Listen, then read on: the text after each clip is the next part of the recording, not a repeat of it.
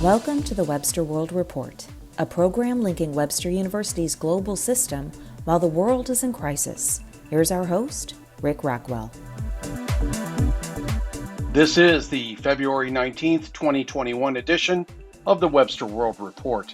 This time, Webster University's president discusses how the university is coping with the coronavirus pandemic, more than 11 months after moving into modified operations. And one of the nurses among Webster's alumni also discusses her views from the front lines. But first, let's hear from newscaster Tiara Gray.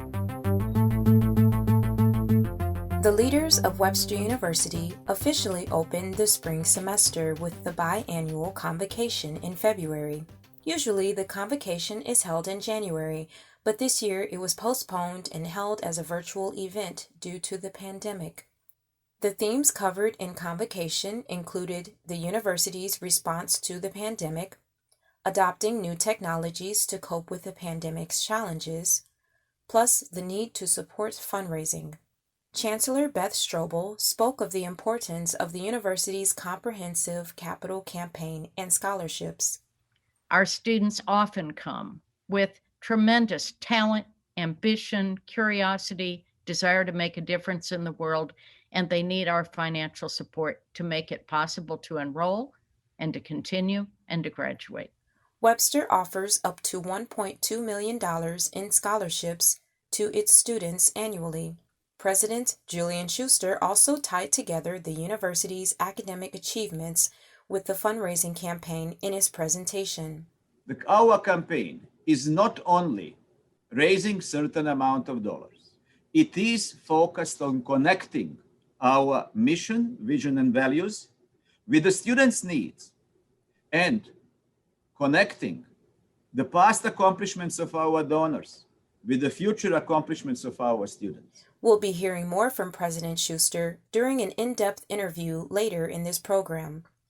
And we'll be hearing more about a major gift announced at the convocation later in this newscast.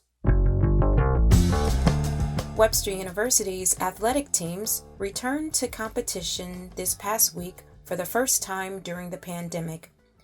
The teams returned to action due to establishing a new coronavirus testing protocol for athletes, coaches, and staff. Women's volleyball was the first team to compete, sweeping Fontbonne 3-0. Worldwide, Webster has registered 181 cases of COVID-19 among members of its community of students, staff, and faculty since the pandemic was declared in March of last year. That total includes 14 residential students on the Webster Groves campus. The headliner series at Webster University featured Michael Steele for a virtual appearance with the Webster community in early February. Steele is the former chair of the Republican National Committee. America's promise is not totalitarianism. It's not a government of personality. It is not a government of institutions. It is a government that is formed on behalf of three very powerful words: we the people, of, by, and for people. Steele is a political analyst for the MSNBC cable network. He's worked with the Lincoln Project, and he was the first African American elected to statewide office in Maryland, serving as that state's lieutenant governor. The Webster community participated in the second Women of the Diaspora Global Summit in February, focusing on the economic conditions of women. The program featured Jackie Joyner-Kersee, the Olympic champion who holds 6 medals. But how can we bring the athletics to what we're trying to do? Because discrimination, racism, I face. When you talk about the inequities and equity, women do the same amount of work and you still paid below subpar. The African Renaissance and Diaspora Network, ARDN, a partner of Webster University, organized the conference. The program featured women leaders from 4 continents discussing global economic challenges. The Webster Speaks webinar series on diversity and equity topics returned in January. focusing on the issues faced by transgender activists in the Black community. The January program featured a panel of speakers including Jordan Braxton. One time I said, look around at all the signs. How many signs out there say Black trans lives matter? The Webster Speaks series will resume again in March. Webster's annual Diversity, Equity, and Inclusion Conference begins February 23rd with 3 days of virtual sessions that are free and open to the public globally. The conference will feature Black Lives Matter founder Patrisse Cullors and transgender activist Charlotte Clymer. Registration for the conference can be found on the university's website. Webster's leaders announced the largest single gift to the university in several years. Marianne and Peter Gleich donated $1 million to establish the Gleich Honors College. The university will transition to its high-impact scholars program for students to become the new Honors College. President Schuster spoke about this major gift at convocation. The generous gift of Gleichs will enable us to support the students in achieving their dreams. And by doing that, it will enable us to be truthful to our mission, to our vision, and to our values. The Gleichs are longtime supporters of the university. The university honored them with its Visionary Award 2 years ago. Marianne Gleich is an alumna of Webster, and the Gleichs also support scholarships in French, international business, and study abroad programs. For the Webster World Report, I'm Tiara Gray. Thanks, Tiara. Julian Schuster, the president of Webster University, discussed goals for the university earlier this month, and of course, the coronavirus pandemic was on his mind. Here's the first part of our conversation. He joined us via Zoom from Webster Groves, Missouri. As you know, we had, in regard to containing or managing COVID pandemic, relatively speaking, and maybe more than relatively, we had a successful fall semester. However, we looked at it. We did have a very successful semester maintaining the health, safety, and security of all members of our community throughout our global network. So one of the goals would be to maintain and to continue with that pattern, to continue to provide safe, healthy environment for our students, our staff, and our faculty. And in that regard, we just need to not only to continue what we were doing, because things are changing and things are rapidly changing, and we need to see what our next steps are going to be, and hopefully to see what is going to happen in the summer and in the fall, as hopefully, as I say, pandemic will wind out, and that we will be able to exercise even to larger extent our influence on containing the spread of COVID-19. Since the beginning of the pandemic, the Webster University, has only seen about 175 cases worldwide. And so I wonder how you characterize the university's work to contain this virus and also continue our educational mission. This is, of course, multidimensional phenomenon. I will tell you what I think was the most important ingredient of our success. The most important thing was our early realization that there are not ready-made recipes for grappling or fighting with pandemic. While there are some commonplaces, and while there were CDC requirements in our local official state and the county and the city ordinances and requirements how we should or what should we do, we did not blindly follow somebody else's or someone else's lead. Very early, we charted our own path. Our own path means that we know who our audience is, we know whom we serve, we know in what circumstances, what are the concrete circumstances in which we operate. And we adjusted and fine-tuned our responses to those factors. We did not rush immediately to close the campus. Or to, let me put it this way, I wouldn't say to ask our students to leave. Eventually we did that, but we did that only after the robust conversations and deliberations. What are going to be impact on those students and what is going to be a fallback position, not only for us, but what would be the alternate arrangements for those students who would not have somewhere else to go. Again, I use this example because I attended one webinar in which a president of the one of esteemed universities says that for him, the easiest thing was to close the campus. And I often say that for us, for me, that was probably the agonizing decision. Our students and the students of that universities differ greatly.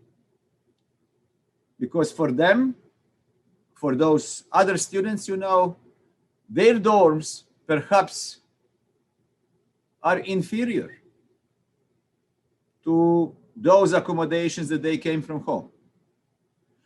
For our students, our dorms are probably one of the best accommodations for some of them that they ever had. Moreover, number of our students came from the areas or countries, if you wish, where at that point of time, pandemic, COVID-19 was raging. So where to send those students? To send them from the relatively speaking safe environment in an environment that we would not know what would happen to them and their families. So what we did, we provided for all of those people who did not have anywhere to go or for whom leaving would be more dangerous than staying, we provided the alternate accommodation. That is, in many respects, a Webster way.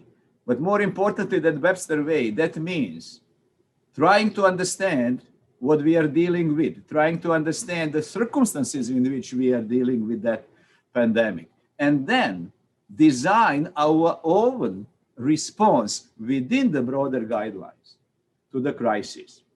In my opinion, along with the concerted effort from all members of our community. So we had task force, COVID-19 task force, you were the member of it. After that, we have a task force on the transition and adaptability. Both those task force involved representatives from all parts of our community. So I think that this holistic approach, an original approach, not based on what University X or group of universities has done, but what we need to do here, was the key of the success. In this 174, 180 cases, those are the cases, and we were very, I would say, liberal and transparent in reporting the cases. We reported the cases from the individuals who never stepped foot on our campus during the pandemic. So if we talk only about our employees on campus, who were present on campus, or our residential students, that figure would be even smaller than this 174.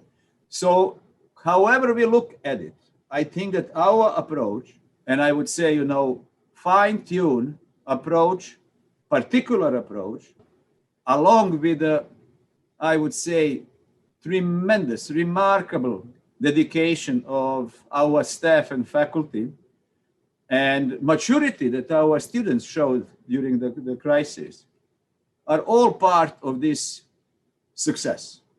If it wasn't a disease, this would be a success to celebrate. But we can celebrate by continuing to do what we do in order to minimize the negative impact that COVID or disastrous impact that COVID has on the health and well-being of all members of our community and our society to that extent. Thank you so much.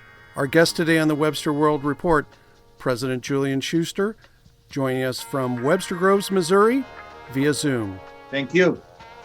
We'll be hearing more from that conversation on the program next month. Coming up, a nurse who recently graduated from Webster gives her views on the pandemic. More from the Webster World Report in a moment.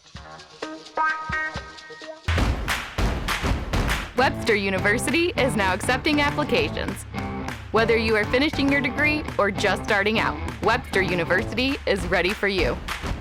Our experienced staff is here to guide you through the application process and help you prepare for your next step, either online or in class. Webster University is ready for you. Get started today at webster.edu/apply. At Webster University, about 50% of our undergraduate students join our community through transfer and become a vital part of our campus. We understand the needs of transfer students and are here to support your success in the classroom and far beyond. Our class sizes are small, our faculty members are student-focused, our programs are distinctive. At Webster University, your academic opportunities are abundant. To explore all we have to offer you, visit webster.edu/transfer. Welcome back to the Webster World Report. Elizabeth Bland recently graduated with a Master's of Science in Nursing from Webster University. She's a staff educator at Missouri Baptist Hospital in St. Louis, Missouri. She talked to us last month before the numbers of new cases locally and nationally started retreating and the winter COVID-19 surge started to ebb. Here's the first part of our interview recorded via Zoom from St. Louis. We have been going through a lot of troubling times right now. As most everyone knows, we had a very large spike in December at all of our hospitals. But while I do see a spike, and we are finally kind of maybe starting to get on that other side, there is hope that things may be able to get back to some sort of new normal. Once summer happens, the vaccine has come out, and there's a lot of hope on that. I do feel like people are taking their precautions seriously, but just because there's a vaccine, it doesn't mean that means, gather, still wear your mask, still wash your hands, do all of those precautions, of course. As a person taking my nurse hat off, it has been a very crazy year. It has been a lot of up and downs. I know my family has experienced it. I've experienced it. And just watching, my friends go through it. But I do think that I've learned a lot of valuable lessons from this, and I hope others have too. I think that, we've all kind of been blessed with some extra time that we may have not had prior to that. So knowing that you don't have to jam pack your schedule always. It was very crazy at the beginning. So when this first started, we did not see in Missouri a huge spike like New York did. It was still very scary. I chose to kind of isolate myself from family and friends completely, just because we had no idea what COVID was, how it was just constant change. By summertime, I feel like things kind of started to get to somewhat of like normal at the hospital. Things, the CDC wasn't changing guidelines as often. We were able to just go to work and know, okay, this is what we're supposed to wear in there. And I felt genuinely safe. So I did start seeing, select family social distancing, of course, with my mask on. And then I feel like November really, really, we started to project these increases. And November into December, I was still a staff nurse at that time. And I was very scared. I was starting to have those anxious feelings again from March. One of my coworkers made a comment the other day that she has she saw 28 people die. And she cared for them personally. So, it is just, it really did, I think, finally kind of hit all of us. And I just hope that the nurses know how hard they have been working. So I was blessed enough not to be continuously working with COVID patients. I would just be pulled there occasionally if they needed help. But the ones that have been continuously working, I hope that they know how hard they're working and how much of an impact they made, and that they, just are able to kind of relax once things get to a new normal. I have been very, very careful. I want to take care of, obviously, my patients. I don't want to pass something along to them, my coworkers, and then, of course, my family. I want to keep them all safe. Those that I know have gotten COVID, we have definitely, I feel like it has varied. I know a couple girls were out for almost a month with just varying. I don't believe any of them ended up having to be hospitalized, but I do know that they still are facing some struggles from having COVID, who were on our floor, just some of the effects, afterwards, which, I hope that resolves for them. You talked about the stress of both dealing with the care needed for COVID patients and supporting your coworkers, but also your personal stress about potentially catching this disease. And so I wonder how you and other nurses are coping with the stress. I think that it has been amazing. At the beginning of all this, it was really neat to see all of the different things that they were, the community was doing for nurses. And not even, it's not about getting the meal. It's just about the recognition. And we truly did feel that. And I think that just carried it through. I still feel like nurses definitely, for all healthcare responders, I think are getting just such a good name from this. What's fitting? It was the year of the nurse last year. And, we had a pandemic to celebrate it. I don't know if I want a celebration like that ever again, but it definitely was, it really, really, I think that really made an impact. As far as the stress, I think that we've just continued to lean on each other. Our management has been very good, and our upper leadership. They have really, really tried to roll out different things and provide resources to us that we are able to talk to other people. So I think that that's been really amazing. And I'm sure other hospitals have done that as well in the area. And I think I really learned to relax this year in the sense that, on my days off, if I wanted to do an activity that wasn't a chore and it was something fun, I let myself do that. And I think that was a lesson I learned from all of this. You are involved in staff education and therefore educating nurses and others. I wonder what you've learned from the pandemic that is now informing your teaching. So I started my classes in person and we went to all virtual. So I think that has been very interesting and seeing how that's done. When I was doing my practicum for my master's, it was very interesting. I was not only nervous about teaching my first class, but I was nervous that it was also online and that we did it via Teams, and that I'd have to monitor the chat and that I'd have to do this. And, everyone just really came together. And I think one of the things that I have learned is that we do, I think that we really do have an angle with technology and being able to get that education out to more people. So I definitely feel like things have been more attended, staff meetings, touch points, things like that really are, people don't have to take that time to come in. They can sit at home. They don't have to get a sitter, or they can be on the floor and just tune in. So it's just really interesting to me on that aspect of it, that maybe this is where we are going as kind of a society. So I am embracing it. I don't mean to get too insider, but you seem to be a fan of using podcasts for education. So can you speak about that a bit, please? So I chose to do this podcasting for nursing education for my final poster. And I have found an addiction to listening to podcasts. I was reading an article at one point on how to manage stress. So you were talking about that earlier. One of the ideas was, before you do something stressful, listen to podcasts instead of music. So I started doing that on my way to work, and I found myself not as anxious. Because I was listening to the words and listening to what was happening instead of just kind of listening to the background noise. So I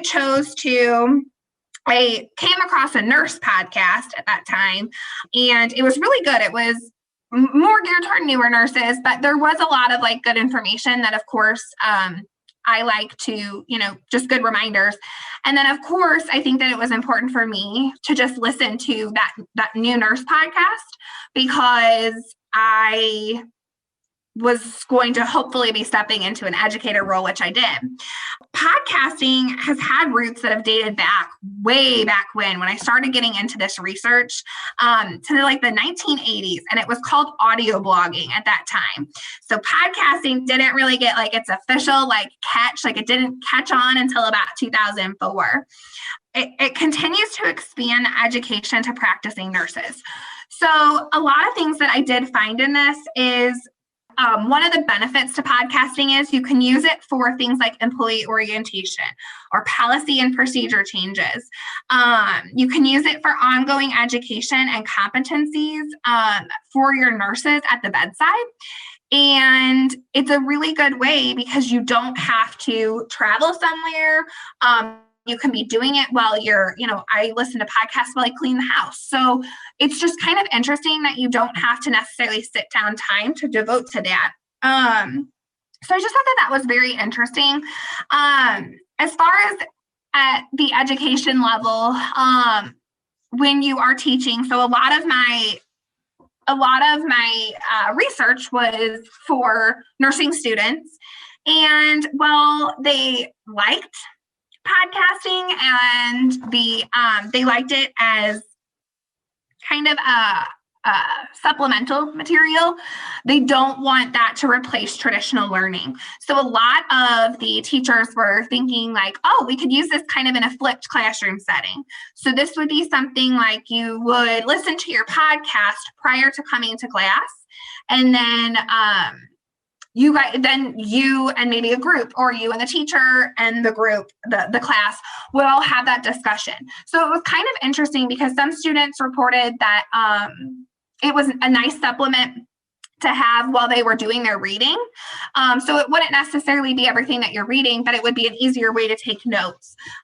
Also, English as second language students found podcasting very helpful. And I thought that was a really interesting, I didn't even think of that. So it was just amazing to me, the benefits of it. Thanks for joining us today on the Webster World Report. Our guest today, Elizabeth Bland, staff educator at Missouri Baptist Hospital. She joined us via Zoom from St. Louis. Thanks again. We'll have the second part of that interview with Elizabeth Bland on a later program. Thanks for listening to our podcast. The Webster World Report will return with a new edition on March the 19th. We'd like to add your voices to our podcast. If you're a student, a staff member, or a member of the faculty, reach out to us. Send us a short audio clip from your cell phone or contact us via email to volunteer to be interviewed on the program. You can find us at covid19@webster.edu. You can also send questions or comments to that email address about our world in crisis. That address again is covid19@webster.edu. Also, check out the university's COVID-19 resource pages at webster.edu/COVID-19.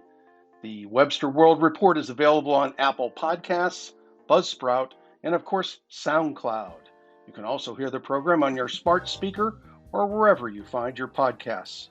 Also, our program is featured on KWRH-FM Radio 63119. That's 92.9 FM in Webster Groves, Missouri. Thanks for joining us this week. The Webster World Report is produced by students, staff, and faculty at Webster University. For announcer Jennifer Starkey, news reporter Tiara Gray, and associate producer Jennifer Gamich, I'm Rick Rockwell. Stay healthy and safe. The Webster World Report is produced by the Global Marketing and Communications Division of Webster University and through the facilities and copyright support of Webster School of Communications. This program is copyright 2021.